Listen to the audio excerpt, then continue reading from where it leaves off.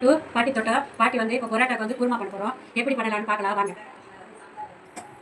Stove பற்ற வச்சுட்டோம். எண்ணெய் இந்த காலையில் ஒரு 50 கிராம் பட்டாணி வச்சுட்டேன். பாருங்க இப்படி ஊறிச்சு. இப்போ இதை குக்கரில் போட்டு வேக வச்சுக்கலாம்.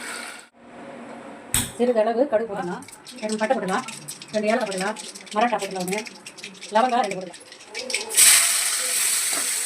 2 டப்பி வச்சுருக்கேன் அதை போடலாம். தக்காளி வெங்காயம் வெட்டுறதுக்கு கொஞ்சம் காய் போடலாம், பூண்டு பேஸ்ட்டு போடலாம். கொஞ்சம் நம்ம காயை போடலாம். கேஸு கரம் மசாலா போட்டுடலாம். அப்படி காய்ச்சி முடக்குது. இது அரைக்கும் போது நான் அங்கே போகிறேன். என்னென்ன சேர்த்து அரைக்கிறேன்னு கொடுத்தாங்க. வெள்ளை கொஞ்சம் 50 கிராம் ஊற வச்சு வேக வச்சு எடுத்துக்கிட்டு அதையும் போட்டுருக்கேன். அரைச்சி வச்சுக்கிறது தேங்காய் கசகசா சோம்பு 3 சேர்த்து அரைச்சிக்கிட்டு அதையும் போட்டுருக்கேன். பொரோட்டாவுக்கு குருமா இந்த குருமா வச்சு சாப்பிட்டா சூப்பராக இருக்கும். இப்போ வந்து இந்த சமயம் கொதிக்க சொல்ல கொஞ்சம் கருவேப்பிலை, கொஞ்சம் கொத்தமல்லி பண்ணுங்கள், ஷேர் பண்ணுங்கள், சப்ஸ்கிரைப் பண்ணுங்கள், மறக்காம பெல் பட்டன் வச்சுங்க. உங்கள் பிள்ளைங்களை சாமப்பிள்ளாம் செஞ்சு கொடுங்க. கடையில் வாங்கி கொடுக்காதீங்க, நல்லதில்லை. நம்ம வீட்டில் செஞ்சு சாப்பிட்றது தான் நல்லது. வணக்கம்.